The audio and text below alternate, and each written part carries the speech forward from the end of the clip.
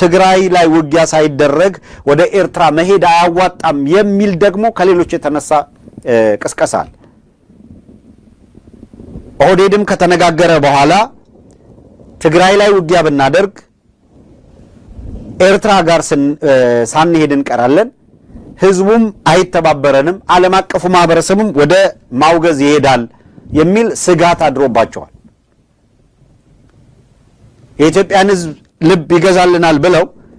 ከሶማሌላንድ ጋር ተፈራርመናልና ወደ ብልና መጣ ነው የሚል ነገር ሞከሩ ከዳሴ ግድብ ጋር አያይዘው የፖለቲካ ሸቀጥ ለማራገፍ ሰልፉጣ ብለው ሞቢላይዝ አደረጉት በማናቸው መልኩ የኢትዮጵያን ህዝብ ከብልጽግና ከሚባል ነውረኛ ስብስብ ጋር ለመቆም ፈቃደኛ አልሆኑ ሰው በየቀኑ ያየነው ውድቀት ነው በየቀኑ ያየነው ቁልቁለት ነው ሰው በየቀኑ ወደ ቁልቁለት ወደ ውድቀት ወደ ንትርክ ማምራታቸው ጋር ተያይዞ በመላገሪቱ ሰላም ማጣትና የፖለቲካ ሁኔታው ትርምሱ እየጨመረ በመምጣቱ ምክንያት እንደማያዋጣቸው ወደፊት መጓዝ እንደማይችሉ ተገንዝበው በየጊዜው ለሳምንት ያወጡት እቅድ የሚቀጥለው ሳምንት የሚፈርስባቸው አካላት ሆነዋል ትግራይ ላይ ያለውን ከትግራይ የወጡ ተዋጊዎችን መልምሎ በማሰማራት ለጊዜው ማስታገስ ይቻላል የትግራይ ያለው ሁኔታ በዚህ ሁኔታ አስቀምጠን ወደ ኤርትራ እንሂድ የሚል አቋም ነበራቸው አብዛኛዎቹን ክፍለ ጦሮችም ትላንት በመረጃ ውስጥ በማስረጃ ስናቀርብ ነው የነበረው እንደ ተከታተላችሁም ትላንትም ከትላንት በስቲያ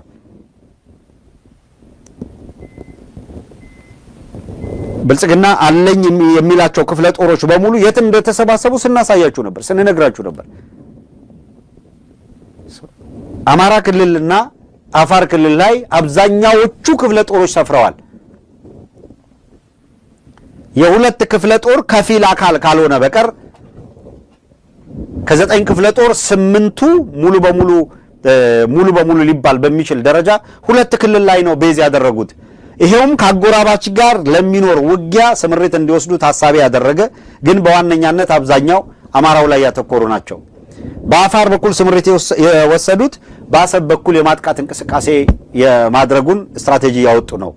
አብይ አህመድ ከዚህ ተነስቶ ወታደራዊ አዳዲስ ሹመቶችን ወደ መስጠት ሲሸጋገር ቀደም ብለን ምን ነግረናቸዋል በወታደሩ መካከል የተፈጠረ መከፋፈል አለ ከዚህ ጋር ተያይዞ ወታደሮችን ሰብስቦ የከዳቹኝ ወዘተረፈ ያለ ሲዝት ቆይቷል ብለናቸዋል ዛቻ ሲዝት ነው የነበረው ሲያለቃቅስ ነው የነበረው አልቀረለትም ግን ነገሮቹ እየገፉ ወደ አደባባይ እየመጡ ሄደዋል ይሄንን ሁኔታ መቀልበስ ይሄንን ሁኔታ ወደ ኋላ መመለስ የማይችልበት ኢንቫይሮንመንት እንደተፈጠረ ከተረዳ በኋላ አሁን አብይ አህመድ እያደረገ ያለው እንቅስቃሴ በየሶስት ቀኑ የሚቀየር አቋም እና እንቅስቃሴ ይዞ ነው እየመራ ያለው ለምሳሌ የኤርትራ ላይ ነው በሙሉ ኃይላችን የምንሄደው በሚል ኤርትራ ላይ በሙሉ ኃይል ውጊያ የማድረግ እቅድ ነው ተብሎ ለወታደሮቹም ለሌሎችም አካላት ከተነገረ በኋላ አሁን ወደ ኤርትራ የሚደረገውን ውጊያ ጋፕ አርገን መጀመሪያ ወደ ትግራይ ዘመቻ እናድርግ የሚል እንቅስቃሴ ደግሞ ተጀመረ ይሄ እንግዲህ ያማካሪዎቹ ግፊት ያያየ ለመምጣት ሊሆን ይችላል ከዚህ ቀደም የነበራቸው ስጋት ስለተቀረነ ወይ አይደለም ለምሳሌ ዓለም አቀፉ ማህበረሰብ እንዴት ይሆናል የሚለው ላይ ምንም የሰጡት ምላሽ የለም እነጌታቸው ረዳ ነጻድቃን ፈጠሩት የተባለ የስምረት አደረጃጀት ትርጉም ባለው ደረጃ ህዝብ የተከተለው በፖለቲካ የትግራይ ህዝብ የተቀበለው ነው ወይ ካልን ዜሮ ነው ፖለቲካዊ ተቀባይነት ወድቋል መጀመሪያ በሎጂስቲክ ከሆነ ያቀርቡለታል ምንም ችግር የለም ግን የትግራይ ወጣት ያልተከተለው ድርጅት የትጥቅ ትግል አረጋለሁ ብሎ ትግራይ ላይ ስምሪት ቢወስድ የት ነው የሚደርሰው ነው የአማራ ፋኖ ባለፉት 2 አመታት በጣም ተደጋጋቢ ድል ማስመዝገብ የቻለው የአማራ ህዝብ ይሄ ትግል የኔ ትግል ነው ይሄ ትግል ያለውና ትግል ነው ብሎ ስለተቀበለው ለዚህ ነው የአብይ ጀነራሎች በተደጋጋሚ በየቦታው ላይ አማራ ክልል በሚጠሩ ስብሰባ ህብረተሰቡ ካልደበቃቸው ካልደገፋቸው የትም አይደርሱም እናንተ አትደግፏቸው ያሉም ያላዘኑት እኮ ለዛ አንድ የሽምቅ ውጊያ የሚያደርግ አካል በየትኛውም ደረጃ በማህበረሰቡ ድጋፍ ያላገኘ እንደሆነ አንድ እርምጃ ወደፊት ለመሄድ አይችልም ትልቁ ድል ከሌሎች አካላት ከማንኛውም ከኤክስተርናሉ በላይ በገዛ ህዝቡ የሚደገፍ ከሆነ ነው አሸናፊው ነው ሊወጣ የሚችለው ስለዚህ አንድና መሰረታዊ ነገር ይሄ በመደገፍ በህዝቡ የመደገፍ ጉዳይ ነው። ትግራይ ላይ የህወሓት ኃይል ይብዛም ይነስም ከሌሎች አደረጃጀቶች አዳዲስ ከተፈጠሩትም ከነበሩትም ጋር በንጽጽር የታየ እንደሆነ ከሁሉም የተሻለ በጣም ተቀባይነት ያገኘ ትልቅ ተቀባይነት ያተረፈው ይሄ የህወሓት ድርጅት ነው። እዛው ትግራይ ላይ ባለው ተቀባይነት አንዳቸውም ለውድድር የሚቀርቡ አይደለም። መዋቅር በመኖርም የተሻለ መዋቅር አለው። ፖለቲካዊ ትጥቅ አስታጥቀውት አሰልጥነው የውጊያ ልምድ እንዲኖረው አድርገው ባሰማሩት ሰራዊት ብዛትም የትኛውም አካል አሁን እንኳን ስምረት ሌላውም የሚደራረሱ አይደሉም። ሰው ብልጫ አለው። ይህ አካል የተቸገረው አሮጌ ምንድነው አዲሱን ዋይን ባሮጌ አቅማዳ እንደማለት ነው። ይሄንን በትግራይ ውስጥ ሞቢላይዝ ያደረገውን ኃይል ስቲል ባሮጌ አቅማዳ ውስጥ አዲስ ወይን የማቆየት እንቅስቃሴ ነው የሚያደርገው። ድርጅቱ የመስመር ለውጥ እያደረገ አይደለም። የሐሳብ ለውጥ እያደረገ አይደለም። ቀጠናዊ ሁኔታውን ያጠና፣ አገራዊ ሁኔታውን ያጠና፣ ዓለም አቀፍ ሁኔታውን ያጠና አቅጣጫ እየተከተለ አይደለም። ስለዚህ ሁሌም በተመሳሳይ ፔስ ነው የሚረግጠው። በአጠቃላይ በኢትዮጵያ ማዕቀፍ በአገሪቷ ውስጥ ለውጥ ሊያመጣ የሚችል አቅጣጫ አይደለም እየተከተለ ያለው። ይሄ ነው አደጋው። ይሄ ነው አደጋው። እየተከተሉት ያለው አቅጣጫ ይሄንን መሰረት ያደረገ በጥናት ላይ የተመሰረተ አለመሆኑ፣ በአግባቡ ሁኔታዎችን የገመገመ አለመሆኑ ነው መሰረታዊ ችግራቸው። ስለዚህ ሁሌም ኦልድ እና ነባር ተብሎ ምንድነው ተረግጦ ያለቀለት ነገር ነው መልሰው የሚረግጡት። ታኝኮ የተጣለ ነገር ነው መልሰው የሚያኝኩት። ለዛ ነው ለውጥ ማምጣት የሚባለው ነገር አስቸጋሪ እና ፈታኝ የሆነባቸው። ወደ ሌላው ዝርዝር ነገሮች የሚወስደን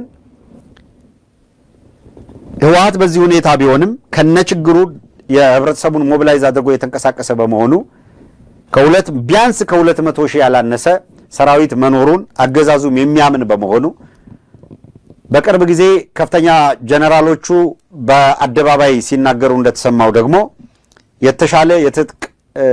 ከዚህ ቀደም የነበረ የተሻለ ትጥቅ አለን። ከዚህ ቀደም አትሊስት ለማመን የሚያስገድደው ምንድን ነው? የነበራቸውን ትጥቅ በተለይ ከከባድ መሳሪያ አንጻር አልፈቱም። የተንቆሻቆሹ አሮጌ ታንኮች ነበሩ። እነሱ ምንም አያደርግላቸው፣ መደበቂያ ካልሆነ በቀር ነድተው ጉዳት አያደርሱባቸው። አሮጌ ታንኮችና 1 2 3 ጎማቸው ተንፍሶ ለረጅም ጊዜ የቆዩ አሮጌ መድፎች መልሰዋል። በአንጻሩ አሁን የውጊያ እንቅስቃሴም የውጊያ መሳሪያዎችም እየዘመኑ በመጡበት በዚህ ወቅት ከኤርትራ ጋር የፈጠሩት ጤናማ ግንኙነት፣ ከሱዳን ጋር የፈጠሩት ጤናማ ግንኙነት ከዚህ ቀደም የነበረው ሲጅ መታፈን አስቀርቷል። እውነት ለመናገር ከአማራው ጋርም የህወሓት ያረጀ ፖለቲካ አለመለወጥ እያንዳንዱን እንቅስቃሴ በጥንቃቄ ለማየት የተገደደ ቢሆንም ህዝቡ እንኳን አሁን በጦር አውርድ ሞቢላይዝ ያደረገ ሂዱ እዛ ተዋጉ የሚል አካል የለም። በአፋር በኩል የአፋር ህዝብ የመዋጋት ከትግራይ ጋር ውጊያ ውስጥ የመግባት ፍላጎት የለውም። ነገር ግን የአፋርንም የአማራንም መሬት የውጊያ ቀጠና አድርጎ ለመጠቀም አገዛዙ ግን ሙከራዎች እያደረገ ነው የሚገኝ። እስከ ቅርብ ጊዜ ድረስ ከግድቡ ወደ ወደቡ የሚል እንቅስቃሴ የነበረው። ነገር ግን ወደ ወደቡ እንቅስቃሴ ለማድረግ የህወሓት ኃይል መስማማት ነበረበት እና አነጋግሯቸዋል። ወደ አሰብ መዋጋታችን አይቀርም ልታግዙን ይገባል ተብሎ ተነግሯቸዋል። ታደሰ ወረደ በዚህ ማትስማሙ ከሆነ ግን መጀመሪያ እናንተን እንወጋለን የሚል ምላሽ ነው የተሰጣቸው። ታደሰ ወረደ እስካሁን ሶፋር እኛ ባለን መረጃ የመለሱት ምላሽ ወደ ኤርትራ የምናዘምተው ጦር የለም፣ የውጊያው ተሳታፊ አይደለንም እና የሰጡት ምላሽ ዲፕሎማሲያዊም ይሁን ምንም ይሁን የወታደር ስምሪት ሰተን ከኤርትራ ጋር ሆነን የፌደራሉ ጋር ውጊያ ለመቅጠም ፍላጎት የለንም የፌደራል ነን የምትሉት እናንተ ጋር ሆነን ደግሞ ኤርትራ ጋር የመዋጋት ፍላጎት የለንም ነው ያነሱት ወደ ውጊያ ቀጠና አንገባም ይሄንን ካሉ በኋላ እነ ጀነራል ታደሰ ወረደ ዓለም አቀፉ ማህበረሰብ እየቀሰቀሱ መሆናቸው ይሄ ሁኔታ እየነገሩ መሆናቸው ጦርነት ሊከፈትባቸው መሆኑን ስጋት እንዳላቸው ደጋግመው እየገለጹ ነው የሚገኙት የጦርነቱ ትሪገሯ አሁን ወደ ጦርነት ከትግራይ ጋር አብይ አህመድ ለመዋጋት ምርጫ እንደሌለው አድርጎ እየገባ ያለበት ግን መሰረታዊ ምክንያት ምንድነው ካላችሁ ተስፋ አድርጎ የነበረው ጌታቸው ረዳን በመጠቀም ትግራይን ሞቢላይዝ አድርጎ ከትግራይ ጋር ሆኖ ኤርትራ የመዝመት እንቅስቃሴ ነው ይሄንን ትግራይ ላይ ያለ ኃይል አልተቀበለም ጌታቸው ረዳ ይሄንን ለማስፈጸም ያደረገው እንቅስቃሴ በህዝቡም በፖለቲካ ኃይሉም በወታደሩም ተቀባይነት አጥቶ ጌታቸው ረዳ ነፍሱን ለማትረፍ ከመቀሌ ሩጦ እንዲወጣ ሆኗል ጌታቸው ረዳ ከሄደ በኋላ እያንዳንዷን ዱካ ገና ከመነሻው ስንነግራችሁ ነበር ጌታቸው ረዳ መቀሌ ተቀምጦ ገና መግለጫ እየሰጠ አመራር እየሰጠ ሚዲያ እየተጠቀመ ጌታቸው ረዳ ተነስቶ በሱ ታደሰ ወረደ የሚተካበት ፕሮሰስ መጀመሩን ተናግረናል አብይ አህመድ ይሄንን ለማስቀየር ለትግራይ ምናምን አመራር ምረጡ ምናምን የሚል የፖለቲካ ሆይታ የሆነ ነገር ለመጠቀም ሞከረ እንደማያዋጣው ሲያቅ ድርጅቱ በወሰነው መሰረት ታደሰ ወረደን ተቀብሏል እጅን ካፍ ላይ የሚያስጭን ድል ነው የተገኘው 12ኛና 61ኛ ያገዛዙ ክፍለ ጦሮች በዋናነት ሙጃ ከተባለ ቦታ ላይ ማዕከላቸውን አድርገው በሰሜን ወሎ አጠቃላይ የሚንቀሳቀሰውን ኃይል በእነዚህ ነባርና በጣም ተዋጊ ናቸው የተባሉ 12ኛ ክፍለ ጦር እና ከጎን ደግሞ 61ኛ ክፍለ ጦርን አሰልፎ አጠቃላይ በሰሜን ወሎ እንቅስቃሴ በማድረግ ከፍተኛ ድል መጎናጸፍ እንቅስቃሴ ቢያደርግም የፋኖ ኃይሎች ቀድመው ቦታ በመያዝ እና በመልሶ ማጥቃት እና መጨረሻም ላይም ደግሞ በሙሉ ማጥቃት ተሸጋግረው ስም ሰጠው ማጥቃት ሰንዝረው የማይታመን ድል ነው የተጎናጸፉት እንግዲህ ዘመቻቸውን ዘመቻ አደማሊ ወይም አባናደው በማለት ዘመቻቸውን ስያሜ ሰጠውታል እንግዲህ አማራ ፋኖ ብሔራዊ ኃይል ምስራቅ አማራ ቀጠና ሚኒሊክስ መስከረም 14 ዛሬ ማለት ነው ከጧቱ 12 ሰዓት የተጀመረው ዘመቻ ወይም መልሶ ማጥቃት በኋላም ደግሞ ወደ ሙሉ ማጥቃት ተሸጋግሮ አርበኛ አደማሊ አባናደው በአምስቱም ኮሮች በመታገዝ በእዙ ደግሞ ልዩ ዘመቻ ከፍተኛ ተጋድሎ በማድረግ አስደናቂ ድሎችን መጎናጸፍ ይችላል እንግዲህ ነባር የተባለችው 12ኛ ክፍለ ጦር ከ70% በላይ ጦሩ ተደምስሶ ተማርኮ ቆስሎ ሙቶ ተበትኗል 61ኛ ክፍለ ጦር ደግሞ በየገደሉ እየገባ አሁን በአሁኑ ሰዓት ራሱን በመከላከል ላይ ነው የሚገኘው በአጠቃላይ ግን የተገኘው ድል እንግዲህ አንደኛ ምስራቅ አማራ ኮር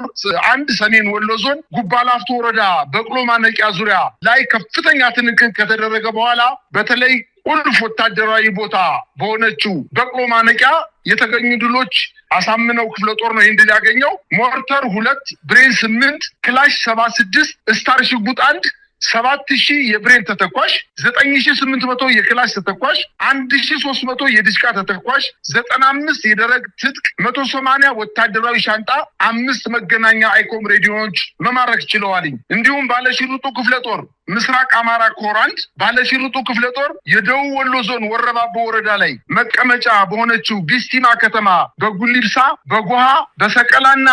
ቴሌ ዙሪያ ከፍተኛ ውጊያ ያደረገ ሲሆን የጉዲሳ ምሽግ ተሰብሯል የደቡብ ወሎ ዞን ወረባቦ ወረዳ ዋና መቀመጫ በሆነችው ቢስቲማ ከተማ በጉዲሳና በጎሃ በሰቀላና ቴሌው ዙሪያ ከፍተኛ ውጊያ ያደረገ ሲሆን የጉዲሳ ምሽግ ተሰብሯል የወረዳው ዋና መቀመጫ የሆነችው ቢስቲማ ከተማን ሙሉ በሙሉ በፋኖ ቁጥጥር ስር ለማስገባት ከፍተኛ ተጋድሎ እየተደረገ ሲሆን እስካሁን ባለው መረጃ የተደመሰሰ ሰራዊት 78 መድረሱን አስታውቀዋል የቆሰለ 53 ክላሽ የተማረከ 7 ሲሆን ባለሽሩጡ ክፍለ ጦር የሀብሩ ወረዳ ቆላማ የአፋር አጎራባች አካባቢዎችን በመቆጣጠርና ህዝባዊ አስተዳደር የዘረጋው የባለሽሩጡ ክፍለ ጦር ዛሬ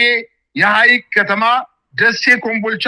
ቆላማ አካባቢዎችን ከልጅ ኢያሱ ጎር ጋር ጥምረት በመፍጠር ወደፊት እየገሰገሰ ይገኛል ተብሏል በሌላ አቅጣጫ የሐውጃኖ ክፍለ ጦር ባደረገው ከፍተኛ ትንቅንቅ አንድ ዲሽቃ የማረከ ሲሆን 1 ስናይፐር 40 ክላሽ የብሬን ተተኳሽ 5000 የክላሽ ተተኳሽ 3000 የወገብ ትጥቅ 23 የክላሽ ካዝና 18 ኤፍ1 ቦምብ 10 የሞርተር ቅንቡላ 7 መማረክ ሲችል በምስራቅ አማራ ኮር 1 አጠቃላይ የተደመሰሰ አንድ ኮሎኔልን ጨምሮ አንድ ኮሎኔል 100 አለቃ ኢሳያስን ጨምሮ 282 የአገዛዙ ሰራዊት ተደምስሷል ብለዋል። ምርኮኛም 18 እንደተገኘ አያይዘው ጠቅሰዋል። የበቅሎ ማነቂያ አስተዳዳሪ አቶ